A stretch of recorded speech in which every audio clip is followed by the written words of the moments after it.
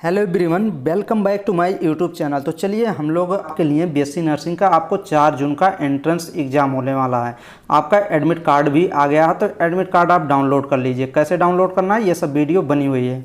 तो चलिए examination purpose से ये क्वेश्चन पेपर सेट किए गए हैं। देखिए कुछ नोट्स आपको लिखे गए हैं, ये आप देख सकते हैं। एकदम जस्ट पेपर की तरह आप फील लेके अच्छे से क्वेश्चन को अटेम्प्ट करिए, और क्वेश्चन आप खुद अटेम्प्ट करने की कोशिश करना है। ज़्यादा मैं एक्सप्लेन नहीं करूँगा क्योंकि क्वेश्चन 200 क्वेश्चन है ना। अगर टोटल एक्सप्लेन करूँगा तो लगभग 4 घंटे का पेपर हो जाएगा, और आपको ये क्वेश्चन 3 घंटे में आपको करने हैं। 3 घंटे का आपका पेपर होगा। तो देखिए आपका ये देखिए, the practice question paper has been prepared according to the paper pattern of ABBMU BSc nursing entrance exam format 2022 के अकॉर्डिंग ये फॉर्मेट रेडी किया गया है। Each question carry 1 mark. एक क्वेश्चन आप सही करते हैं तो आपको 1 नंबर मिलेंगे। और फिर थर्ड देखिए, there is no negative marking for incorrect answer. कोई भी नेगेटिव मार्किंग नहीं है। अगर आप गलत भी करते हैं कोई क्वेश्चन तो आपका नेगेटिव मार्किंग नहीं होने वाला है। तो आपको 200 के 200 क्वेश्चन टोटल करने ही हैं। ये देखिए, unreserved question will awarded 0 mark. अगर कोई क्वेश्चन आप नहीं करते हैं तो उसका नंबर आपको मिलेगा नहीं। More than 1 response to the question will also be awarded 0। देखिए आपका एक क्वेश्चन रहेगा, उसमें 4 सर्किल रहेंगे ABCD। तो उसमें ऐसा नहीं कि आप गलती से एक लगा दिए, फिर उसके बाद आपको याद आया कि नहीं बी ऑप्शन करेक्ट है, बी भी गोला कर दिए, नहीं, वो क्वेश्चन रॉन्ग मान लिया जाएगा। तो उस क्वेश्चन का कोई आपको नंबर नहीं मिलेगा। तो सर्किल एक ही गोले का करना रहता है एग्जाम में, ये ध्यान में रखिए। वहाँ ऐसा नहीं कि थोड़ा सा गोला कर दिए फिर उसको स्क्रैच करके मिटा रहे हैं फिर दूसरा गोला भर रहे हैं, नहीं, वो मार्क शीट फट जाएगी तो दिक्कत हो जाएगी। तो कुछ भी नहीं करना है और हर एक सर्किल को अच्छे से देख के भरना है। नेक्स्ट देखिए, more than 1 response to the question will also be awarded 0। अगर एक से अधिक सर्किल भरते हैं तो आपको 0 नंबर मिलेंगे। और मीडियम पेपर इंग्लिश में क्वेश्चन पेपर आपका आने वाला है। 2022 में इंग्लिश में भी आया था, तो इस बार भी इंग्लिश में ही क्वेश्चन आपके आएंगे। तो ये देखिए टाइम आपका क्वेश्चन पेपर के 3 घंटे का टाइम है। देखिए कितने घंटे में हम लोग ये पेपर को फिनिश करते हैं। 3 घंटे का लास्ट मतलब अधिक टाइम 3 घंटे का, उसके अंदर भी हम लोग कर सकते हैं। अब देखिए, please read the instruction properly before starting the paper. इस पेपर को स्टार्ट करने के पहले जो इंस्ट्रक्शन ऊपर हम लोग पढ़ें वो ज़रूर आप पेपर में पढ़ लेंगे, तब आप शुरू करेंगे। पेपर में 2-3 मिनट लगेगा, वो इंस्ट्रक्शन ज़रूर पढ़ने के बाद ही आप पेपर शुरू करिएगा। तो चलिए नर्सिंग एप्टीट्यूड से हम लोग शुरू करते हैं। क्वेश्चन नंबर फर्स्ट आप देखिए और सॉल्व करने की कोशिश करिए। क्वेश्चन नंबर फर्स्ट कह रहा है, which of the following best describe the action of nurse who documents her nursing diagnosis. जो नर्सिंग डायग्नोसिस होता है वो डॉक्यूमेंट किया जाता है, नर्स के द्वारा जो डॉक्यूमेंट्स किए जाते हैं। तो इसमें सबसे बेस्ट डिस्क्राइब कौन कर रहा है, एक्सप्लेन कर रहा है। C documents and chart is whenever. कभी भी आप क्या डॉक्यूमेंट्स चार्ट कर सकते हो? नहीं, कभी भी नहीं कर सकते। C never document is in a chart. नहीं, सी नेवर कह रहा कभी भी डॉक्यूमेंट चार्ट नहीं करते, नहीं, ये गलत हो जाएगा। आपको डॉक्यूमेंट चार्ट प्रिपेयर करना रहता है। C document and chart is only केवल तब करेंगे जब पेशेंट इज एक्यूट सिक। जब पेशेंट एक्यूट सिक होगा, अचानक मतलब बीमार होगा, एक्यूट होगा, तब करेंगे। नहीं, ऐसा भी कुछ नहीं है। C document is regularly and chart is responsibility. ये देखिए डॉक्यूमेंट्स इट्स रेगुलरली करेंगे और चार्ट एज ए रिस्पॉन्सिबिलिटी। तो ऑप्शन नंबर आपका डी ऑप्शन करेक्ट हो जाएगा। नेक्स्ट क्वेश्चन देखिए, what is the full form of GNM। GNM का आपको फुल फॉर्म बताएं। देखिए नर्सिंग का ये भी एक कोर्स है, डिप्लोमा कोर्स है GNM का फुल फॉर्म बताना है। तो GNM का फुल फॉर्म क्या होगा बताइए आप लोग। क्वेश्चन देखिए और बताइए। इसमें बी ऑप्शन लगाएंगे, जनरल नर्सिंग एंड मिडवाइफरी। ये GNM का फुल फॉर्म होता है। नेक्स्ट क्वेश्चन देखिए, 3rd नंबर क्वेश्चन देखिए और बताइए। सभी लोग क्वेश्चन सॉल्व करने की कोशिश किया करिए। The most unique characteristic of nursing as a profession. बताइए, द मोस्ट यूनिक कैरेक्टर बताना है। नर्सिंग प्रोफेशन का मोस्ट यूनिक कैरेक्टर क्या है? तो देखिए, स्टाफ नर्स अगर आप बनते हैं, नर्सिंग कोर्स करते हैं, तो हॉस्पिटल में आपका जो बेस्ट कैरेक्टर रोल जो होता है वो केयरिंग का होता है। केयरिंग एंड मेडिकेशन, वही केयरिंग ही मेडिकेशन में ही आती है। तो आपको केयर करना, तो ऑप्शन नंबर डी ऑप्शन आपका करेक्ट हो जाएगा। नेक्स्ट क्वेश्चन ये देखिए, ये भी क्वेश्चन आप अटेम्प्ट करने की कोशिश करिए। The code of ethics in nursing. Code of ethics in nursing में जो कोड ऑफ एथिक्स होता है was adapted and published by, वो अडाप्ट किया गया है और पब्लिश किया गया है किसके द्वारा? WHO के द्वारा। तो हम लोग ये क्वेश्चन ज़्यादातर WHO लगा देते हैं तो गलत हो जाएगा WHO, क्योंकि नर्सिंग को एक ये इंडियन नर्सिंग काउंसिल ही होती है, INC बोर्ड होती है, यही क्या करती है, इसके करिकुलम को डिसाइड करती है नर्सिंग के। तो आप लगाएंगे international council of nurse, option number D आप करेक्ट करेंगे। अच्छा क्वेश्चन था। नेक्स्ट क्वेश्चन ये देखिए एक वीडियो मैंने बनाई थी, वो वीडियो आप पता नहीं देखे हैं कि नहीं देखे हैं तो अभी आप देख सकते हैं। इसके डिस्क्रिप्शन बॉक्स में उस वीडियो की लिंक जरूर मैं प्रोवाइड करूंगा। देखिए ये hospital ward specialized in the care of patient with heart attack, ऐसा पेशेंट का क्या आपको स्पेशलाइज्ड वार्ड होना चाहिए। देखिए हार्ट अटैक, जिस भी पेशेंट का हार्ट अटैक हुआ हो, हार्ट अटैक में कोरोनरी आर्टरी ज़्यादातर ब्लॉकेज करती है, हार्ट में प्रॉब्लम होती है। अनस्टेबल एंजाइना में भयानक पेन होता है, अधिक पेन होता है। Cardiac dysrhythmia and various other cardiac condition known as, तो उसको किस वार्ड में आप क्या स्पेशल केयर प्रोवाइड करेंगे। ये कह रहा है कि अगर हार्ट अटैक पेशेंट हो, एंजाइना का हो, कार्डियक डिसरिदमिया का हो, तो कार्डियक कंडीशन हो, तो किस वार्ड में शिफ्ट करेंगे। मैंने एक वीडियो बनाई थी, उसमें ये बताया था किस वार्ड में किस बीमारी का इलाज किया जाता है या किस बीमारी से क्या संबंधित है।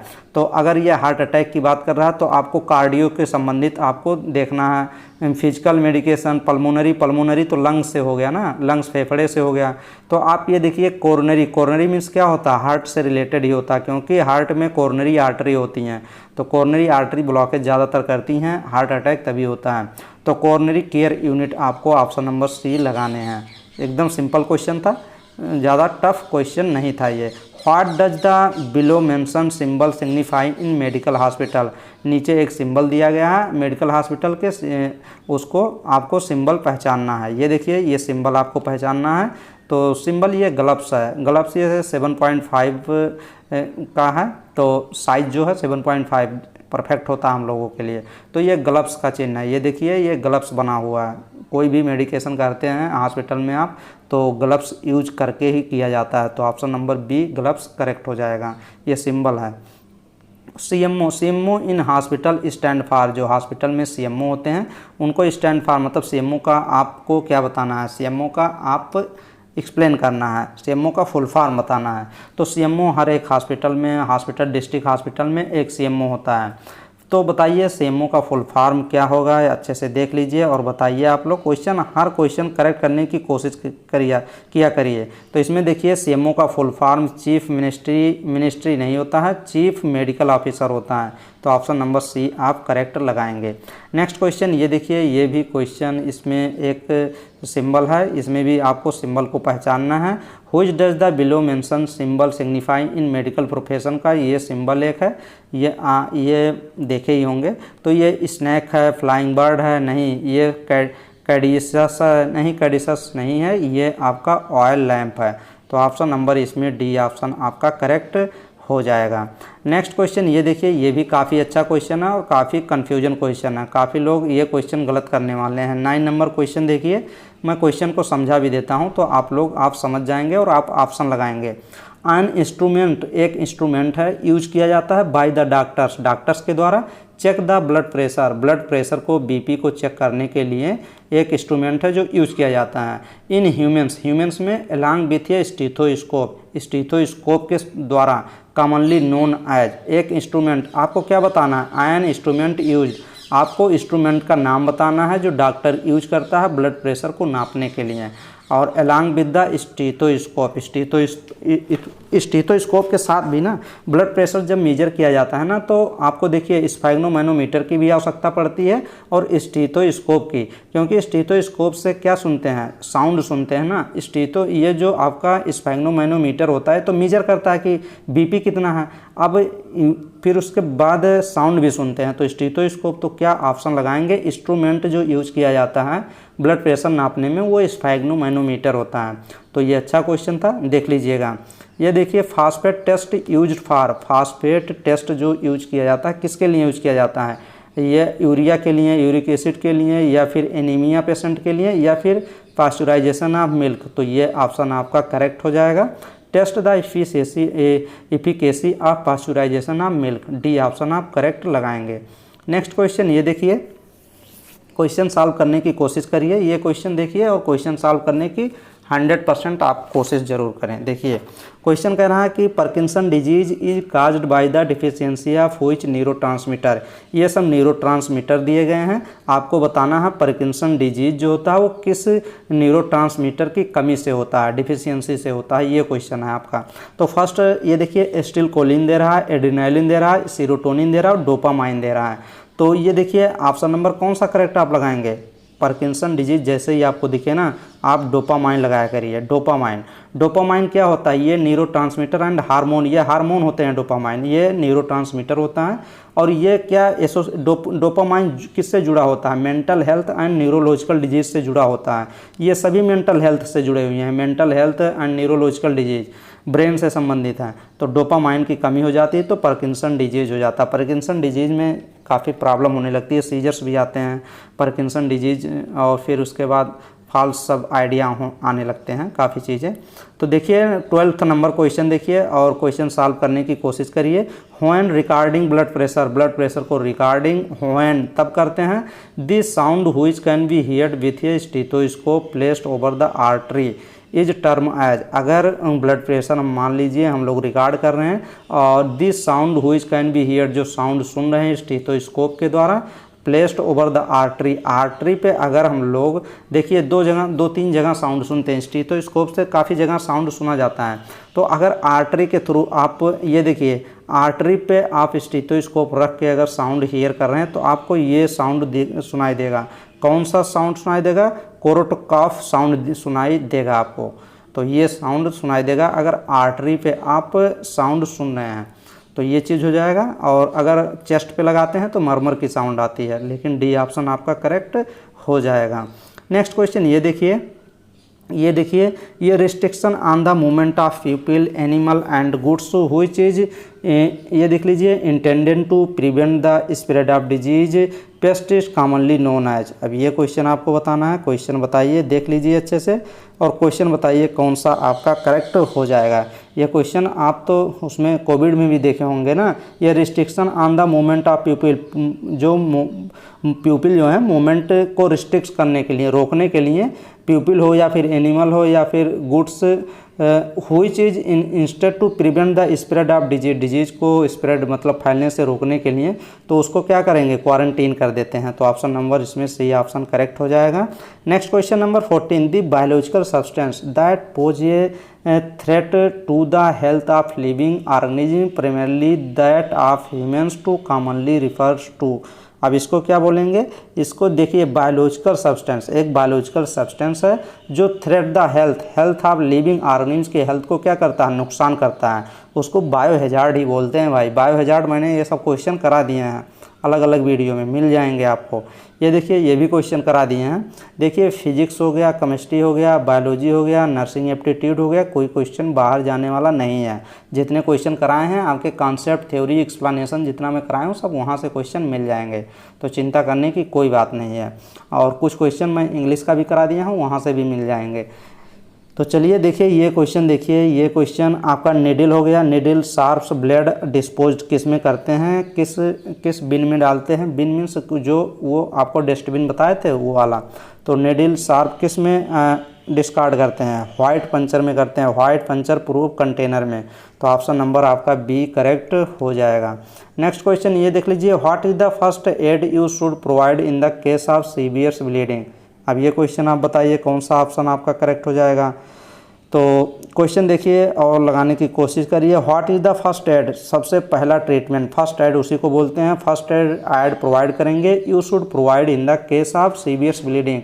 अगर वो भयानक उसकी ब्लीडिंग हो रही है, खून बह रहा है, तो उसको फर्स्ट एड क्या प्रोवाइड करेंगे? उसको ले डाउन करेंगे? नहीं, ले डाउन नहीं करेंगे, पुट करेंगे, डायरेक्ट प्रेशर, उस पर प्रेशर लगाएंगे विथ क्लीन क्लॉथ और हैंड। देखिए क्लीन, इन्फेक्टेड नहीं होना चाहिए। मान लीजिए जहाँ पे कट लगा है वहाँ पे आप प्रेस कर रहे हैं और वो गंदा हाथ हो या फिर कोई चीज़ जो इस्तेमाल कर रहे हैं, तो क्लीन होना चाहिए, क्लॉथ या कपड़ा हो या फिर हैंड हो, उसी से डायरेक्ट प्रेस करेंगे उसी जगह पे। तो बी ऑप्शन करेक्ट हो जाएगा क्योंकि हमको ब्लड को रोकना है। नेक्स्ट क्वेश्चन ये देखिए, 17 नंबर क्वेश्चन देखिए, ये certain patient suspected to be suffering from acquired immuno deficiency syndrome. Acquired मतलब AIDS, एड्स से एक पेशेंट है, ग्रसित है। Which diagnostic technique will you recommended for its detection, उसको कौन सा सलाह दिया जा रहा है कि आप कौन सा टेस्ट कराएं। ये MRI के लिए बोलेंगे क्या एड्स पेशेंट को, कभी नहीं बोलेंगे।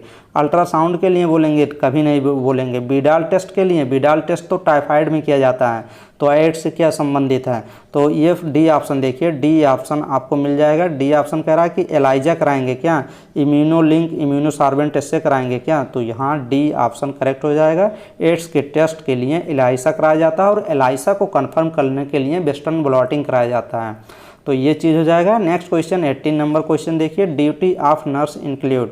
ड्यूटी ऑफ नर्स की ड्यूटी जो इंक्लूड है, कौन सा ऑप्शन इसमें करेक्ट हो जाएगा।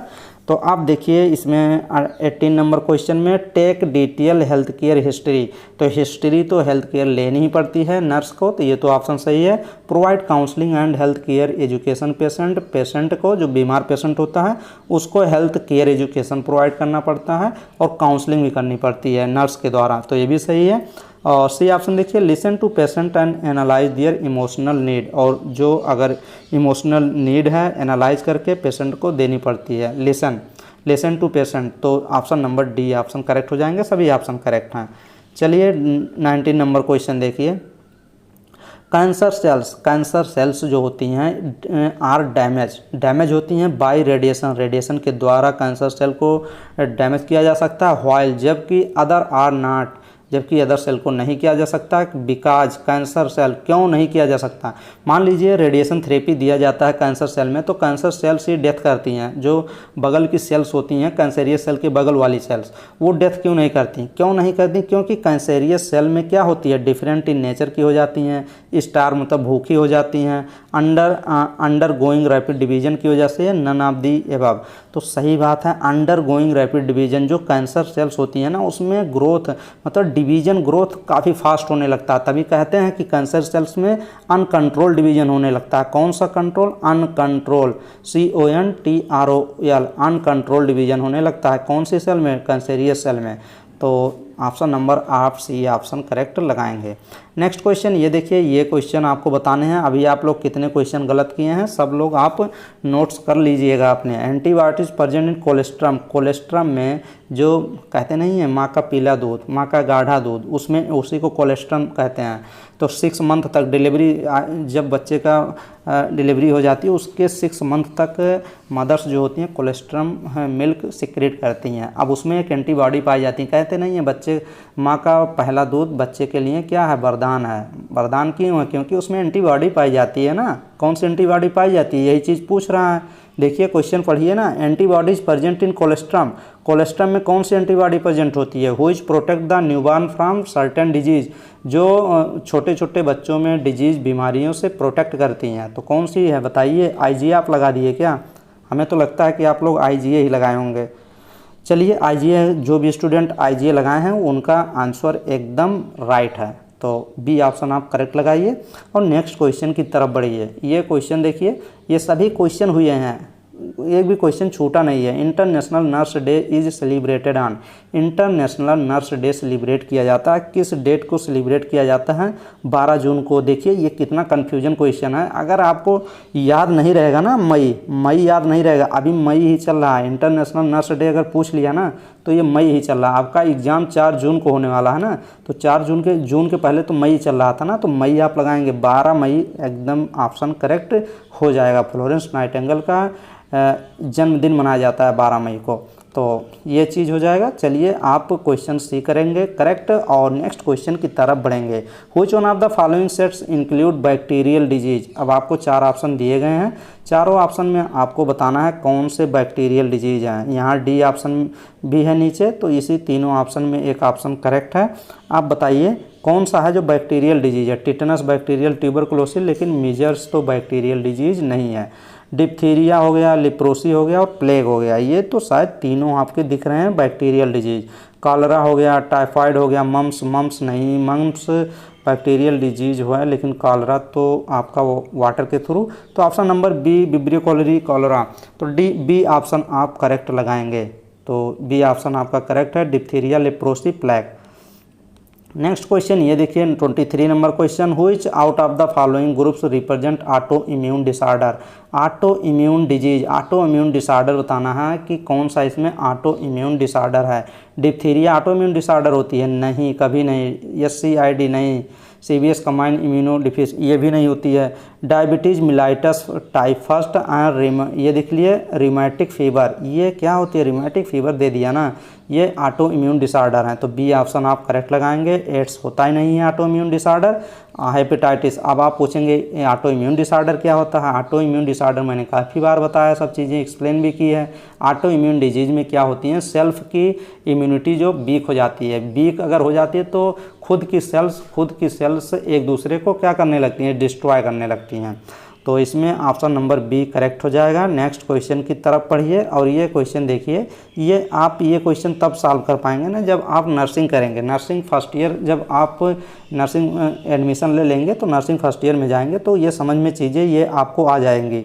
ये बार बार लिखना पड़ेगा। The name of the nursing diagnosis, nursing diagnosis करते समय लिंक टू द इटियोलॉजी, जब इटियोलॉजी लिखते हैं कि किस कारण होता है, जैसे नर्सिंग डायग्नोसिस मान लीजिए हम लोग न्यूट्रिशन के ऊपर लिख रहे हैं तो imbalance nutrition pattern less than body requirement related to लिखते हैं। क्या लिखते हैं? रिलेटेड टू लिखते हैं, तो ऑप्शन नंबर सी करेक्ट हो जाएगा। रिलेटेड टू लिखते हैं मतलब मान लीजिए उसको न्यूट्रिशनल पैटर्न न्यूट्रिशन इम्बैलेंस है तो रिलेटेड टू उसको क्या होता है, उसको हाइपर मेटाबॉलिज्म हो जाएगा, हाइपर रिलेटेड हो जाएगा, तो ये सब चीज़ें उसमें लिखी जाती हैं। तो रिलेटेड टू आपका नर्सिंग डायग्नोसिस लिखते समय आता है, तो सी ऑप्शन आपका करेक्ट हो जाएगा। नेक्स्ट क्वेश्चन ये देखिए, heart test use to detect which of the following urine. अब देखिए हार्ट टेस्ट एक किया जाता है, हार्ट टेस्ट कब यूज किया जाता है? यूरिन में क्या डिटेक्ट करने के लिए, तो ये क्वेश्चन आपको बताना है। 25 नंबर क्वेश्चन बताइए क्या सही हो जाएगा? बी ऑप्शन एल्ब्यूमिन करेक्ट हो जाएगा। Next question, insomnia means, insomnia क्या होता है? इंसोम्निया में क्या होती है? जो स्लीप पैटर्न आपके सोने की पैटर्न होती है ना वो इनएबिलिटी हो जाती है, ख़त्म हो जाती है, तो ऑप्शन नंबर सी आप करेक्ट लगाएंगे। नेक्स्ट क्वेश्चन ये देखिए, which of the following do not fall under the category of harmful radiation in human.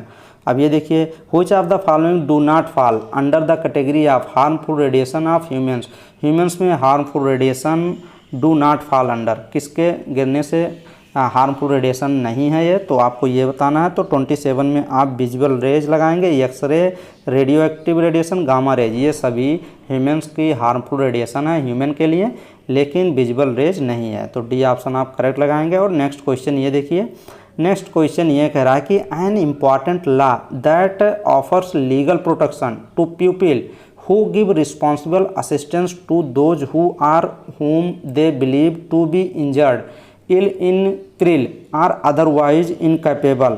तो ये चीज़ कह रहा है, इसमें क्या किया गया था ना, समैरिटन लॉ एक है ना, गुड, ये देख लीजिए गुड समैरिटन लॉ, यही चीज़ है। तो ये गुड समैरिटन लॉ आप पढ़ लेंगे, इसमें एकदम एग्जैक्ट याद कर लेंगे। इसमें क्या किया जाता है?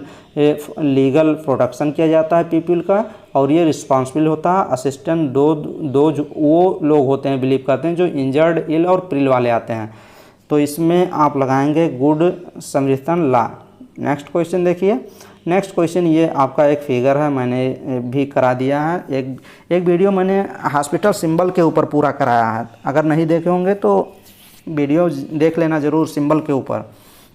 तो ये देखिए माइक्रोस्कोप एक बनाया गया है, और माइक्रोस्कोप हॉस्पिटल में कहाँ पे यूज होता है, किस जगह, आप गेस करके बताइए। माइक्रोस्कोप से करते क्या हैं, इतना तो पता होगा ना कि माइक्रोस्कोप से कोई चीज़ क्या करते हैं, चेक किया जाता है। तो ये नहीं बताना कि ये माइक्रोस्कोप है। ये देखिए यहाँ क्वेश्चन में क्या कह रहा है, what does the below mention symbol signifying medical hospital. Medical hospital में जो ये सिंबल दिखता है वो क्या सिग्निफाई करता है? ये पैथोलॉजी आप लगाएंगे। पैथोलॉजी में क्या किया जाता है? डिटेक्ट किया जाता है। पैथोलॉजी में डिजीज़ कंडीशन को आइडेंटिफाई किया जाता है ना, तो पैथोलॉजी से संबंधित ये माइक्रोस्कोप है, तो बी ऑप्शन आप करेक्ट लगाएंगे।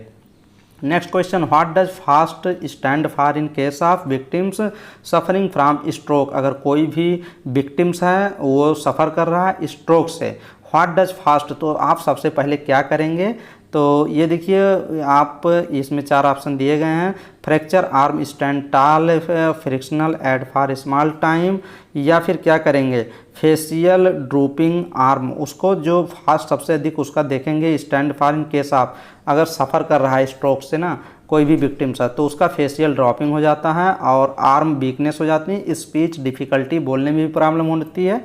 तो ऑप्शन नंबर सी आपका करेक्ट हो जाएगा। Next question, what does CPR stand for is first aid. देखिए सीपीआर दिया जाता है जो फर्स्ट एड, सीपीआर क्या होता है, सीपीआर का फुल फॉर्म बताना है।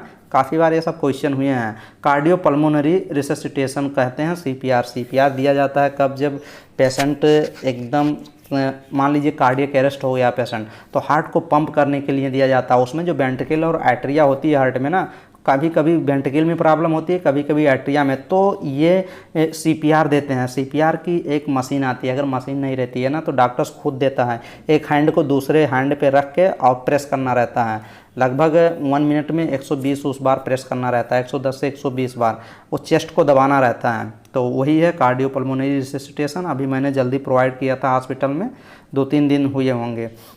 ये doctor who manage the treatment of disease of the gastrointestinal tract and the liver is known as. अब ये क्वेश्चन बताइए आप कौन सा ऑप्शन इसमें आप करेक्ट लगाने वाले हैं। देखिए क्वेश्चन कर रहा है ये डॉक्टर, एक डॉक्टर है हु मैनेज करता है ट्रीटमेंट ऑफ डिजीज, किस डिजीज को ट्रीटमेंट करता है, गैस्ट्रोइंटेस्टाइनल ट्रैक्ट एंड लीवर। तो देखिए जीआईटी से संबंधित है, जीआईटी से संबंधित अगर कोई भी डॉक्टर ट्रीटमेंट करता है तो उसको क्या बोलेंगे, गैस्ट्रोएंट्रोलॉजिस्ट बोलेंगे।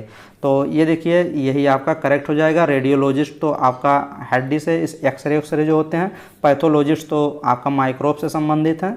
तो ये चीज़ तो इसमें गैस्ट्रोएंट्रोलॉजी कहते नहीं, गैस्ट्रोलॉजिस्ट को चलो दिखाते हैं। अगर पेट में प्रॉब्लम है, कोई भी दिक्कत है, लीवर में पेट में प्रॉब्लम है, दर्द हो रहा है, तो कहते हैं चलो गैस्ट्रोलॉजिस्ट को दिखाते हैं, तो उसी को तो बोलते हैं गैस्ट्रोएंट्रोलॉजिस्ट। हर एक हॉस्पिटल में गैस्ट्रोएंट्रोलॉजिस्ट वार्ड होता है, पूरा ओपीडी उसकी भी चलती है और वार्ड भी होता है। दी total lung capacity in healthy adult mail, adult mail में टोटल लंग कैपेसिटी बताना है कि लगभग अप्रॉक्सीमेटली मीन्स होता है लगभग कितना होता है, तो 600 ml या 600 लीटर कितना आप लगाएंगे इसमें देखिए और लगाइए। एकदम गलत करेंगे क्वेश्चन है तो आप लगाएंगे 600 लीटर होता है, 6000 litre. Option number C option आप करेक्ट करेंगे। टोटल लंग कैपेसिटी 6000, 5700 कहीं पे देता है, कहीं कहीं पे 6000 देता है डायरेक्ट, तो आप सी ऑप्शन करेक्ट लगाएंगे। कौन सा ऑप्शन, ml में नहीं, यहाँ पे देखिए लीटर में है और यहाँ पे ml में दिया है, तो यूनिट का ख्याल रख के लगाएंगे, लीटर में लगेगा। Which blood group can be transfused into an O negative RH patient? O negative RH patient को क्या प्रोवाइड करेंगे, Who blood group can be transfused, कौन सा ब्लड ग्रुप ट्रांसफ्यूज करेंगे ORH पेशेंट को, तो ORH निगेटिव ही ब्लड उसको प्रोवाइड किया जाएगा। तो ऑप्शन नंबर कौन सा करेक्ट हो जाएगा, बी ऑप्शन आप लोग देखिए, बी ऑप्शन यही करेक्ट हो जाएगा। B option O R H negative ही ब्लड प्रोवाइड किया जाता है ORH निगेटिव पेशेंट को, तो ऑप्शन नंबर बी करेक्ट हो जाएगा। ये देखिए ये भी काफ़ी अच्छा क्वेश्चन है और आप लोग बताइए, human body enzyme activity is most efficient at, human body में एंजाइम की जो एंजाइम एक्टिव रहता है किस टेम्परेचर पे एंजाइम एक्टिव वर्क करता है। अगर हाई टेम्परेचर दे देंगे ना तो डीनेचुरेशन होने लगता है, क्योंकि enzyme all enzymes are protein ही होते हैं, but all proteins are not enzyme, तो ये आप भी सुने होंगे। तो देखिए 35 का कौन सा ऑप्शन आप लगाएंगे, 37 डिग्री सेंटीग्रेड आप सही करेक्ट करेंगे। 37 डिग्री सेंटीग्रेड पे जो एंजाइम्स होते हैं उनकी एक्टिविटी मोस्ट इफिशियंट होती है। What does ABPU stand in first aid action in treatment of, ये क्वेश्चन आपको बताना है, इसमें क्या चीज़ें हो जाती हैं। What does ABPU stand for first aid action treatment, तो ए से क्या हो जाएगा, अलर्ट हो जाएगा, बी से क्या हो जाएगा, वॉइस हो जाएगा, और आपका पी से पेन हो जाएगा, और यू से अनरिस्पॉन्सिव हो जाएगा। तो ऑप्शन नंबर सी आप करेक्ट लगाएंगे। यहाँ पे एक्शन, यहाँ एक्शन नहीं अलर्ट होगा, तो फर्स्ट एड एक्शन जो ट्रीटमेंट प्रोवाइड किया जाता है उसमें यही चीज़ें, अलर्ट देखा जाता है, वॉइस चेक किया जाता है, पेन भी चेक किया जाता है और अनरिस्पॉन्सिव भी चेक करते हैं। What does ABPU stand in first aid action, first aid action में ये सब चीज़ें दिखी जाती है, एक्शन नहीं अलर्टनेस। नेक्स्ट क्वेश्चन देखिए 37 नंबर क्वेश्चन देखिए, which year was declared as years of nurse and midwifes by WHO। WHO के द्वारा, जो वर्ल्ड हेल्थ ऑर्गेनाइजेशन है, इनके द्वारा कौन सा ईयर को डिक्लेयर कर दिया गया कि ईयर्स ऑफ नर्स, किस ईयर्स में नर्स एंड मिडवाइफ्स ईयर्स मनाया जाएगा। तो ये जो क्लियर किया गया था 2020 में, तो सी ऑप्शन आपका करेक्ट हो जाएगा। Small pox vaccine was invented by, small pox जो वैक्सीन है वो किसने खोजा था, ये आपको बताना है।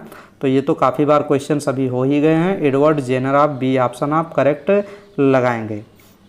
नेक्स्ट क्वेश्चन ये देखिए, ये doctors that specialized in childhood medicine, ये डॉक्टर्स हैं दैट स्पेशलाइज हैं इन चाइल्डहुड मेडिसिन में, are those under 18 and other, ये देख लीजिए अदर क्या लिखा है, ओवर्स लिखा है, over the health and development of babies and children are known as.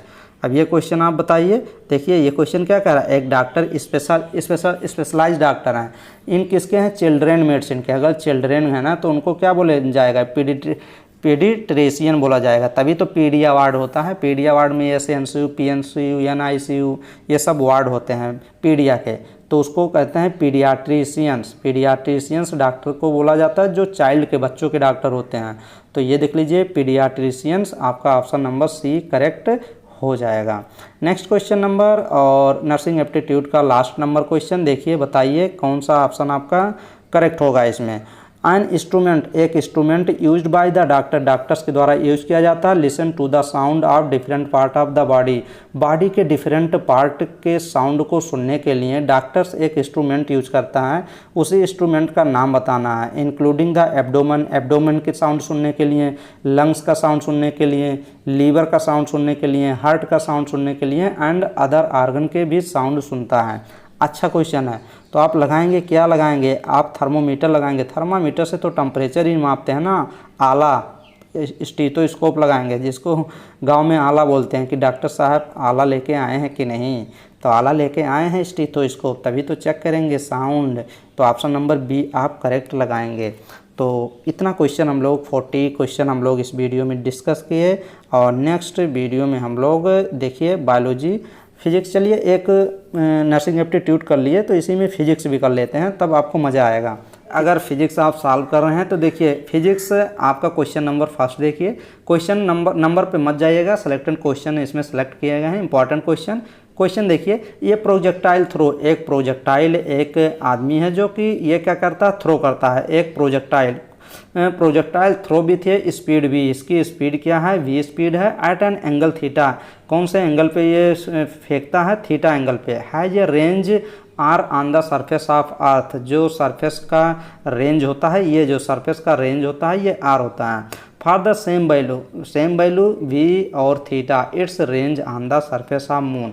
देखिए पहले अर्थ से ये फेंक रहे हैं, अब आपको मून, चंद्रमा पे आपका रेंज बताना है, ये क्वेश्चन पूछ रहा है। तो रेंज का फार्मूला आपको पता होना चाहिए, काफ़ी बार मैंने बताया भी है। तो रेंज का फार्मूला होता है range R equal to u square sine two theta by g, ये फार्मूला होता है। अब आर इनवर्सली प्रोपोर्शनल किसके होगा, ग्रेविटी के होगा, जी के होगा। तो ये देखिए अब यही फार्मूला आप लगा देंगे तो क्वेश्चन भी आपका सॉल्व हो जाएगा। अब आपको पहले ये पता होना चाहिए ना कि जो जी होता है ये मून पे कितना होता है। तो मून पे जो ग्रेविटी आपकी होती है ये g/6 होती है, कितना होता है, g/6 होता है। अब उसी में आप फार्मूले में रखेंगे तो आपका रेडियस जो मून पे आएगा ना वो 6r आ जाएगा। तो ऑप्शन नंबर कौन सा करेक्ट हो जाएगा, फर्स्ट ऑप्शन आपका करेक्ट हो जाएगा। इतनी चीज़ आप याद करके चलिए। डायरेक्ट कभी कभी पूछ लेता है कि मून, चंद्रमा पे आपकी जो ग्रेविटी होती है वो कितनी होती है, तो g/6 होती है, ये भी क्वेश्चन पूछा गया है। तो आप देख लीजिएगा। और कभी कभी तो ग्रेविटी जो मून पे ना ग्रेविटी की वैल्यू पूछ लिया है, तो आप ये भी देख लीजिए मून पे आपको अगर ग्रेविटी की वैल्यू पूछ लिया कितना होगा, तो आप डायरेक्ट क्वेश्चन पूछा गया तो 1.625 कितना हो जाएगा, मीटर पर सेकंड स्क्वायर लिख लीजिए, नोट कर लीजिए। और डायरेक्ट इसको ये भी कभी कभी लिख सकता है 1.6 मीटर पर सेकंड स्क्वायर भी लिखता है 1.6, या फिर इतना लिख लीजिए ये अप्रॉक्स में है, तो ये आप दोनों वैल्यू आप लिख सकते हैं। और एक बार क्वेश्चन ये भी पूछा गया था कि जो ये ग्रेविटी अर्थ पे मार्स पे देख लीजिए, अर्थ हो गया आपका, मार्स हो गया MARS मार्स पे या फिर मून पे, तो ग्रेविटी पूछा था कि कहाँ पे सबसे अधिक होगा, तो ये भी पूछा था। आप यहीं पे नोट डाउन कर सकते हैं कि ग्रेविटी अगर पूछता है तो आप ग्रेविटी अर्थ पे सबसे अधिक होता है, अर्थ पे आपकी जी की वैल्यू सबसे अधिक होती है, फिर उसके बाद मार्स पे होता है, और लास्ट में आपकी जो वैल्यू होती है वो होती है मून पे। तो ये भी क्वेश्चन पूछा गया है। तो मून पे ग्रेविटी सबसे कम होती है, फिर उसके बाद मार्स पे, और सबसे अधिक आपकी ग्रेविटी जो होती है वो अर्थ पे होती है। तो ये आर्डर आप फॉलो कर सकते हैं। क्वेश्चन पूछा गया इसीलिए मैं बता दिया, क्वेश्चन सभी पूछे गए हैं। और एक क्वेश्चन यहीं पे और आप लिख सकते हैं कि एक फार्मूला आप जानते हैं कि नहीं, अगर ग्रेविटी पूछता है तो ग्रेविटी का फार्मूला जानते हैं कि नहीं। क्वेश्चन पूछा गया G कैपिटल M अपान R स्क्वायर। ये कैपिटल G क्या है, ये यूनिवर्सल ग्रेविटेशनल कांस्टेंट है, और ये मास ऑफ प्लेनेट है। एक प्लेनेट देगा और उसमें आपका ग्रेविटेशनल कांस्टेंट की वैल्यू भी दे देगा क्वेश्चन में, और उसका मास भी दे देगा प्लेनेट का, और प्लेनेट का आपका रेडियस भी दे देगा। ये R क्या होता है, ये रेडियस ऑफ प्लेनेट होता है, RADIUS radius of planet, PLANET, और ये मास ऑफ प्लेनेट है, लिख सकते हैं आप सभी, मास ऑफ प्लेनेट है। अब ना मास ऑफ प्लेनेट है, अब ये वैल्यू मास ऑफ प्लेनेट दे देगा, रेडियस दे देगा, बस आपको जी की वैल्यू पूछेगा कि जी की वैल्यू ग्रेविटी आप बताइए, तो ग्रेविटी आप आसानी से निकाल लेंगे। तो ये फार्मूला आपको पता होना चाहिए, आप लिख सकते हैं और नोट डाउन करके रखिए, आपको याद भी रहेगा। और ग्रेविटेशनल कांस्टेंट की वैल्यू देगा यार, लेकिन क्वेश्चन ये भी पूछ सकता है ना कि ग्रेविटेशनल कांस्टेंट की वैल्यू कितनी होती है, तो आप डायरेक्ट लिख सकते हैं कि ग्रेविटेशनल कांस्टेंट की वैल्यू जो होती है ये 6.674 इंटू 10 के पावर -11, मैंने काफ़ी बार बताया है, 11 मीटर क्यूब केजी, किलोग्राम -1 और सेकेंड माइनस, तो ये आपका देता है, कभी कभी यूनिट चेंज कर देता है, तब मीटर क्यूब दे देता है, किलोग्राम पर किलोग्राम सेकेंड माइनस स्क्वायर ये दे देता है। तो ये आप वैल्यू एकदम याद करके चलिए, क्वेश्चन पूछे गए हैं। नेक्स्ट क्वेश्चन ये देखिए, क्वेश्चन नंबर 5 नंबर क्वेश्चन पूछिए, 5 नंबर क्वेश्चन देख लीजिए अच्छे से, क्वेश्चन पूछा गया है।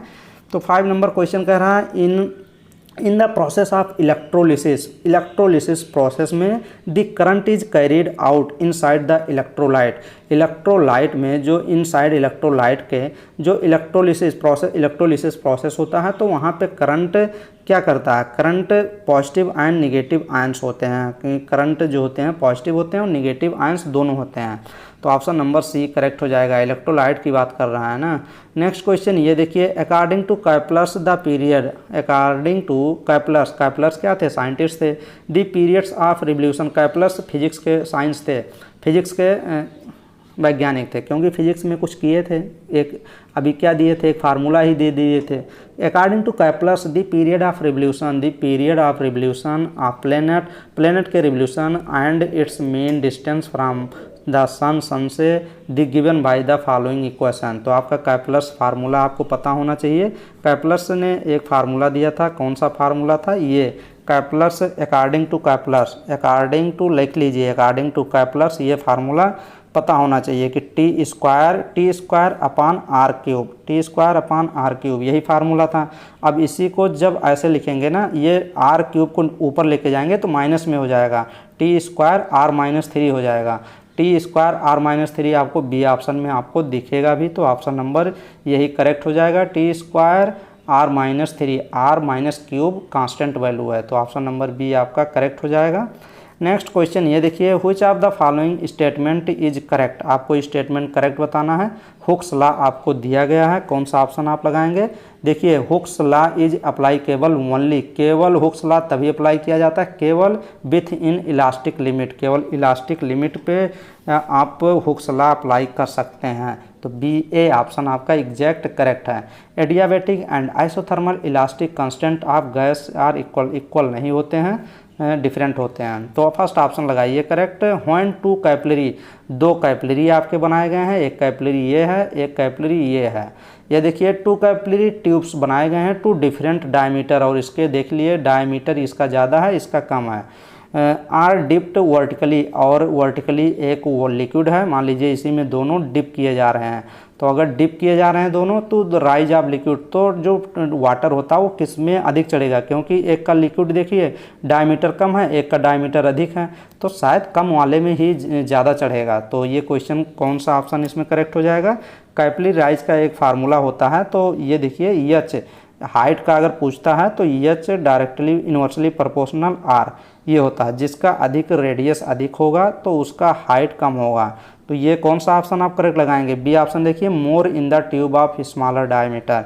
मोर जो अधिक वाटर चढ़ेगा ऊपर वो स्मॉलर डायमीटर वाले में चढ़ेगा, क्योंकि उसका रेडियस कम है तो उसका हाइट ऊपर जाएगा, रेडियस ज़्यादा है तो हाइट कम रहेगा। तो उसी हिसाब से ऑप्शन नंबर बी आप करेक्ट लगाएंगे इस क्वेश्चन में। नेक्स्ट क्वेश्चन देखिए, which of the following statement is wrong, कौन सा स्टेटमेंट इसमें गलत है, ये क्वेश्चन पूछ रहा है। तो ये आपको बताना है कौन सा स्टेटमेंट इसमें गलत है। तो देखिए कह रहा है कि sound travel in straight line, तो अच्छी बात है, साउंड ट्रेवल करती है स्ट्रेट लाइन में, तो ये तो गलत है नहीं। Sound is form of energy, sound एक फॉर्म की एनर्जी, जो हम लोग बोलते हैं ना ये एनर्जी तो ही होती है, एनर्जी ही तो लॉस होती है। बोलने में पढ़ाने में सबसे अधिक एनर्जी लॉस होती है, पता नहीं आपको पता है कि नहीं, जितना अधिक आप बोलते हैं उतना एनर्जी आप अपने शरीर का लॉस करते हैं। Sound travels in the form of wave, sound travel करती है फॉर्म ऑफ वेव के फॉर्म में साउंड ट्रेवल करती है, तो ये भी बात सही है। लॉन्गिट्यूडनल फॉर्म में तो साउंड वेव ट्रेवल करती है, तो ये भी सही है। नेक्स्ट नंबर डी देखिए, sound travels faster in vacuum than air, कह रहा साउंड ट्रेवल करती है फास्टर करती है इन वैक्यूम में देन किसके अपेक्षा, एयर के अपेक्षा। तो यही ऑप्शन आपका क्या हो जाएगा, गलत हो जाएगा। 17 का ऑप्शन डी नंबर करेक्ट हो जाएगा। एयर में मोर करती है, अधिक करती है ट्रेवल, तो ऑप्शन नंबर आप डी ऑप्शन करेक्ट लगाएंगे। और नेक्स्ट क्वेश्चन आप लोग देखिए स्क्रीन पे, ये देखिए क्वेश्चन नंबर आपका 21 नंबर क्वेश्चन देखिए, the number of photo electron, number of photo electron emitted पर सेकेंड फोटो इलेक्ट्रॉन के नंबर इमिट कर रहे हैं सेकेंड फ्रॉम ये मेटल्स, एक मेटल सरफेस पे increase, metal surface increase when, तब जब कब इंक्रीज होंगे। तो 21 का कौन सा ऑप्शन आपका करेक्ट हो जाएगा। देखिए इंटेंसिटी जैसे जैसे बढ़ाएंगे तैसे तैसे आप नंबर ऑफ फोटो इलेक्ट्रॉन या नंबर ऑफ फोटो इलेक्ट्रॉन या नंबर ऑफ फोटॉन आपके क्या करते हैं, इंक्रीज करते हैं। तो देखिए यहाँ पे इंटेंसिटी की बात तो नहीं हो रही, इंसिडेंट लाइट, यहाँ देखिए डी ऑप्शन देखिए, the intensity of the incident light increase, जो आप मेटल सरफेस पे आप इंसिडेंट लाइट उस पर डालेंगे मेटल सरफेस पे, तो उसकी इंटेंसिटी आप जितना ही बढ़ाएंगे उतना number of photo electron emit पर सेकेंड उतना अधिक होंगे। तो क्या बढ़ाना पड़ेगा आपको, इंटेंसिटी बढ़ानी पड़ेगी इंसिडेंट लाइट की। तो ऑप्शन नंबर डी करेक्ट हो जाएगा। नेक्स्ट क्वेश्चन नंबर 24 देखिए, polarised glass is used in sun glasses because, अब देखिए ये क्वेश्चन भी आपका अच्छा क्वेश्चन है, थोड़ा सा कंसेप्चुअल क्वेश्चन है, आप देखिए अच्छे से। कह रहा है कि polarised glass used in sun glass, जो सन ग्लास यूज करते हैं सभी लोग धूप में बचने के लिए, चश्मा यूज नहीं करते हैं तो उसमें पोलराइज्ड ग्लास यूज की जाती है। अब पोलराइज्ड ग्लास क्यों यूज किया जाता है, पोलराइज्ड ग्लास इसलिए यूज किया जाता है क्योंकि वो जो लाइट पड़ती है आंखों पे ना, लाइट की इंटेंसिटी को यह क्या कर देती है, आधा कर देती है। तो ऑप्शन नंबर सी देखिए, reduce the light intensity to half an account of polarisation. तो पोलराइजेशन जो पूरा होता है उसके इंटेंसिटी को क्या कर देती है, हाफ कर देती है। तो ऑप्शन नंबर सी करेक्ट हो जाएगा। Next question number 27 number question देखिए, in a compound microscope the intermediate image, compound microscope में इंटरमीडिएट जो इमेज बनती है वो कैसी बनती है, वो बनती है रियल बनती है, इन्वर्टेड बनती है और मैग्नीफाइड बनती है, इरेक्ट नहीं बनती है। इरेक्ट ऑप्शन आप गलत लगाएंगे, तो option number B option correct हो जाएगा। और नेक्स्ट क्वेश्चन ये देखिए, question the process of super imposing, the process of super imposing signal, ये देखिए सुपर इम्पोजिंग सिग्नल फ्रीक्वेंसी की मतलब ऑडियो वेव की बात कर रहा है, तभी तो कहते हैं सिग्नल फ्रीक्वेंसी नहीं मिल रही, वो ऑडियो वेव होती है। On the carrier wave is known as, उसी को तो मॉड्यूलेशन बोलते हैं। यहाँ 28 का देखिए, यहाँ पे कैरियर की भी बात कर रहा है, CARRIER, कैरियर और प्लस क्या होता है सिग्नल, SIGNAL, ये दोनों मिला के तो ही मॉड्यूलेशन बोलते हैं ना, और दोनों ऑप्शन में दे रहा है, सिग्नल भी और कैरियर भी, तो ऑप्शन नंबर सी करेक्ट हो जाएगा। नेक्स्ट क्वेश्चन देखिए, according to the kinetic theory of gases total energy of gas is equal to, according to the kinetic energy KTG के अनुसार total energy of gas, gas की total energy जो होती है किसके बराबर होती है, तो ये आपको ऑप्शन बताना है। ये बराबर होती है काइनेटिक एनर्जी के, काइनेटिक एनर्जी के बराबर होती है, क्योंकि जो अकॉर्डिंग टू KTG के अनुसार ना, जो उसमें मॉलिक्यूल्स होते हैं, गैसेस मॉलिक्यूल्स होते हैं, उसमें कोई अट्रैक्शन फोर्स नहीं लगता है, जिसकी वजह से पोटेंशियल एनर्जी तो जीरो हो जाएगी, लेकिन काइनेटिक एनर्जी जो होती है वो गैसेस टोटल एनर्जी के बराबर होती है। तो फर्स्ट ऑप्शन इसलिए करेक्ट है, क्योंकि इसमें सी ऑप्शन दे रहा ना, कह रहा बोथ ए एंड बी, तो गलत होने के चांस ज़्यादा हैं। The angular momentum of electron in nth orbit is given by, आपको क्या बताना है, एंगुलर मोमेंटम बताना है ऑफ इलेक्ट्रॉन nth ऑर्बिट में, nth ऑर्बिट में आपको क्या बताना है, angular momentum of electron, electron का एंगुलर मोमेंटम बताना है। तो कौन सा ऑप्शन आप करेक्ट लगाएंगे, देखिए आप ऑप्शन नंबर, इसमें आपको बोहर का थ्योरी लगाना पड़ेगा। एंगुलर मोमेंटम क्या होता है, L=mv/r, ये होता है ना, तो जब आप इसमें लगाएंगे तो कौन सा ऑप्शन आप करेक्ट लगाएंगे, सी ऑप्शन, NH/2 पाई आपका करेक्ट हो जाएगा, NH/2 ये आपका L= ये हो जाता है। तो ऑप्शन नंबर इसमें सी ऑप्शन आप करेक्ट लगाएंगे। चलिए कुछ क्वेश्चन और देख लेते हैं। SI unit of intensity of wave की इंटेंसिटी का SI यूनिट में आपको बताना है। तो SI यूनिट, जो वेव की इंटेंसिटी की SI यूनिट होती है वो जूल पर मीटर स्क्वायर सेकेंड ये होती है। तो इसको ऐसो भी लिख सकते हो, जूल मीटर, इसको निगेटिव में रहेगा, और जब ये ऊपर जाएगा तो ये भी एक निगेटिव में आ जाता है। तो ये ऑप्शन नंबर फर्स्ट आपका करेक्ट हो जाएगा। Next question, how much time a light ray take to reach from earth to moon, ये देखिए आपको टाइम बताना है कि how much time light rays जो पड़ती है to reach from earth to moon, moon से जो अर्थ से मून का जो टाइमिंग पीरियड है कि लाइट कितने समय में पहुंचती है, तो आप बताना है कि from earth to moon, moon से अर्थ या अर्थ से मून कितने समय आपके लगते हैं। तो आपका फोर्थ ऑप्शन कौन सा, फोर्थ क्वेश्चन का ऑप्शन कौन सा करेक्ट हो जाएगा, इसमें डी ऑप्शन करेक्ट हो जाएंगे। 1.16 सेकेंड टाइम लगता है। तो option number, speed of light आपको पता है ना, मीटर पर सेकंड में देखते हैं, तो ऑप्शन नंबर डी इस क्वेश्चन का करेक्ट हो जाएगा। 1.16 सेकेंड लगेगा टाइम। ये देखिए आपका एक डायमेंशनल फार्मूला दे रहा है और आपको पहचानना है कि किसका डायमेंशनल फार्मूला ये दिया है, ml² t-1 θ-1, ये एक क्या है, डायमेंशनल फार्मूला है। ये किसका डायमेंशनल फार्मूला है, ये आपका है रेजिस्टिविटी का फार्मूला है, रेजिस्टिविटी का ये फार्मूला है। तो ऑप्शन नंबर बी करेक्ट लगाएंगे। Next question number, in the stable equilibrium position, stable equilibrium position ये बॉडी हैज, अगर कोई भी स्टेबल इक्विलिब्रियम पोजीशन में है तो बॉडी हैज, तो बॉडी क्या करती है, तो उसमें देखिए मिनिमम पोटेंशियल एनर्जी, तो उसकी पोटेंशियल एनर्जी उस समय मिनिमम होती है। अगर कोई भी स्टेबल इक्विलिब्रियम पोजीशन पे वो एकदम रुका हुआ है तो उस बॉडी का पोटेंशियल एनर्जी जो होता है एकदम मिनिमम होता है। तो 10th का कौन सा ऑप्शन करेक्ट हो जाएगा, आपका बी ऑप्शन करेक्ट हो जाएगा। नेक्स्ट क्वेश्चन देखिए 12th number question Bernoulli principal पे है। बर्नौली प्रिंसिपल जैसे ही आपका आता है तो आपको क्या चीज़ याद होना चाहिए, आपको Bernoulli theorem, according to Bernoulli principle के अनुसार ना फ्लूइड याद होना चाहिए।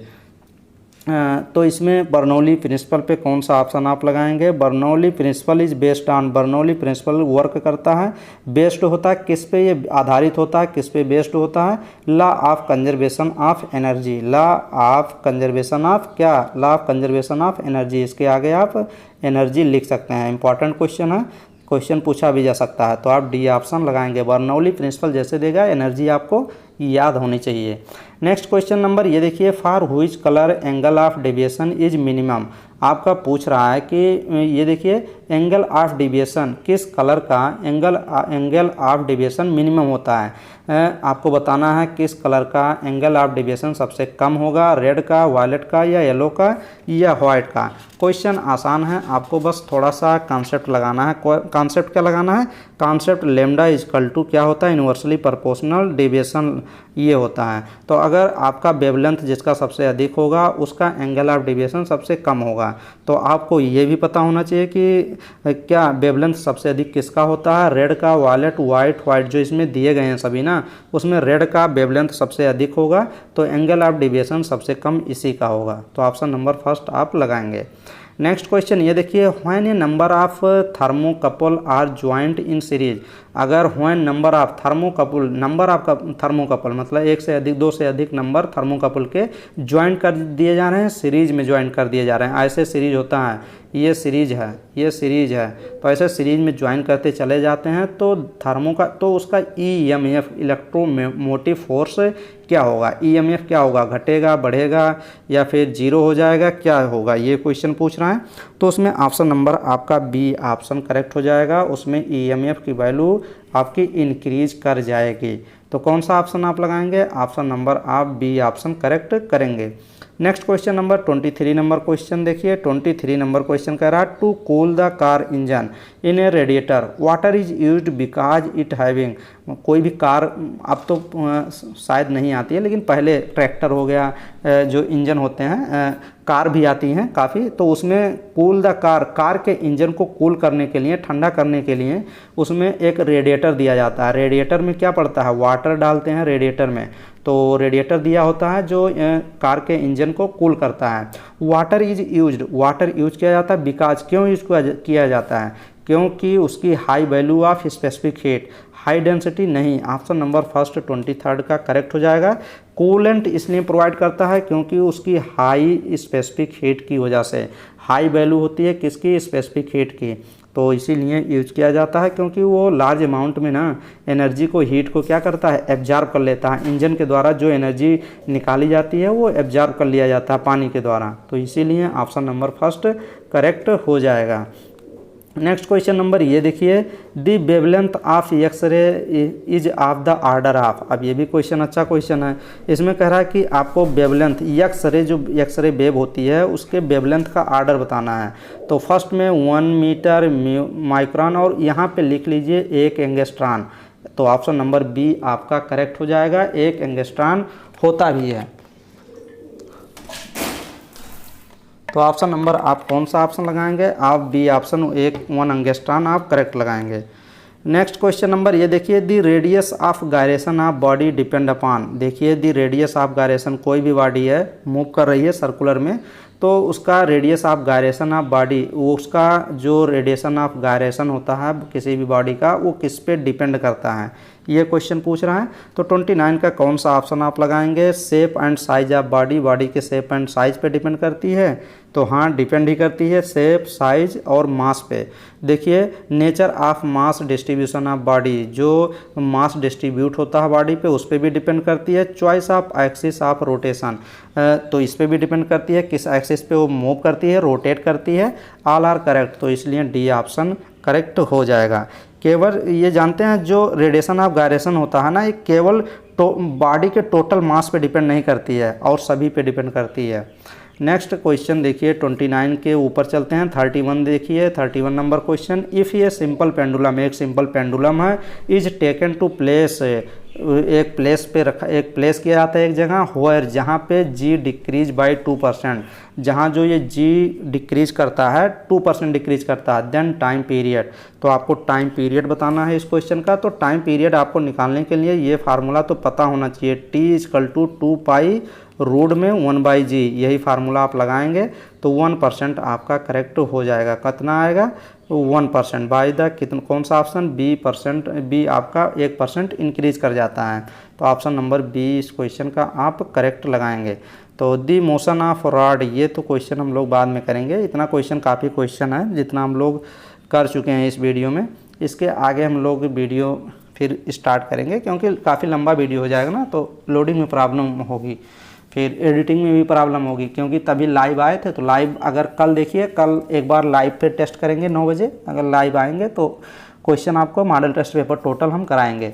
तो चलिए आप लोग वीडियो को रिवाइज करते रहें, और कौन कौन सी वीडियो रिवाइज करनी है डिस्क्रिप्शन बॉक्स में कुछ वीडियो के लिंक प्रोवाइड कर देंगे। और देखिए ज़्यादा से ज़्यादा अभी आप लोग खुद सेल्फ स्टडी करिए। अगर देखिए आपके पास नोट्स हैं, बुक हैं, तो ये समझिए 6 से 7 घंटे, 6 से लेके 7 आवर्स तक आप सेल्फ स्टडी करिए। जब मान लीजिए आप 2-3 घंटा स्टडी किए, सेल्फ स्टडी किए, आप स्टडी से बोर हो जा रहे हैं, पहले से पढ़े हैं, उन्हीं स्टूडेंट के लिए ये प्लान बता रहा हूँ जो अभी 3-4 महीने से स्टडी कर रहे हैं कंटिन्यू, और वीडियो सभी चैनल पे रिवाइज कर चुके हैं, ज़्यादातर ऑलमोस्ट कवर किए हैं। तो वो क्या करें, वो लगभग 4 से 5 घंटे, 5 से 6 घंटे डेली आप रिवाइज करिए। जैसे मान लीजिए 3 घंटे आप अपना सिलेबस रिवाइज किए, अब बोर हो गए, तो थोड़ा सा कुछ खाइए पिए, फिर उसके बाद वीडियो देखना शुरू कर दीजिए। 8-10 वीडियो देखिए, 15 वीडियो देखिए, 4-5 घंटे, 4 घंटे वीडियो देखिए, फिर उसके बाद सेल्फ स्टडी कर दीजिए। तो ऐसे आप अपने अपने मतलब कॉन्सेप्ट को थोड़ा सा इम्प्रूव करके 1 वीक के अंदर आप अच्छे नंबर गेन कर सकते हैं। और कौन सी वीडियो, कौन सी अभी जैसे फिजिक्स, केमिस्ट्री, बायोलॉजी में कौन कौन से चैप्टर हैं जो ज़्यादा पढ़ने चाहिए, तो अभी जल्दी मैं वीडियो अपलोड किया था। चलिए एक बार यूट्यूब पे आप चलिए, मेरे सर यूट्यूब अपना ओपन कर लीजिए और यूट्यूब पे सर्च कर लीजिए, मेरे चैनल का नेम है सीट इन नीट चैनल। जैसे ही यूट्यूब पे सर्च करेंगे ना, आपको ये लोगो मिलेगा, आपको लोगो दिखाई देगा, इसी लोगो पे आप क्लिक कर लीजिए। जैसे इस लोगो पे क्लिक करते हैं ना, तो ऐसे आपको ये फ्रंट पेज दिखाई देगा मेरे चैनल का, और नीचे स्क्रॉल डाउन करेंगे, ये देखिए यहाँ पे वीडियो सेक्शन में जाएंगे। देखिए वीडियो सेक्शन में 1400 वीडियो अपलोड कर चुका हूँ। 1400 वीडियो में आपको 400-500 वीडियो तो रिवाइज करने ही थे। अब कितना आप किए हैं, यहाँ 1400 की 1400 वीडियो आपको वीडियो सेक्शन में मिल जाएगी। तो ये आप यहाँ से सब टोटल वीडियो देख सकते हैं। देखिए एडमिट कार्ड आ गया है, इसकी वीडियो बना दिए थे। लास्ट टाइम 1 वीक प्लान आपको बता दिए थे, कौन कौन से चैप्टर फिजिक्स, केमिस्ट्री, बायोलॉजी में ज़्यादा रिवाइज करने हैं, तो ये भी वीडियो देख सकते हैं। और प्ले लिस्ट वाइज आप वीडियो पूरी रिवाइज कर सकते हैं। अगर अभी तक नहीं किए हैं तो कुछ वीडियो आप जितने मॉडल टेस्ट पेपर हैं ना, प्रीवियस ईयर 2021, 20, 22 के जो मॉडल टेस्ट पेपर मैं कराया हूँ, वो तो आप ज़रूर करके जाएँ। 2-3 बार वो वीडियो आप देख लेंगे तो आपका 100% ये समझिए कि काफ़ी क्वेश्चन एग्जैक्ट मिल जाएंगे, तो अच्छा कर ले जाएंगे। तो आप प्लेलिस्ट वाइज वीडियो आप जितने भी आप इसमें मॉडल टेस्ट पेपर मिले आप टोटल करके जाएंगे। तो मॉडल टेस्ट पेपर ऐसे ऐसे खोज लीजिए आप खुद भी। चलिए नेक्स्ट वीडियो मिलेंगे और बेस्ट वीडियो प्रोवाइड करेंगे।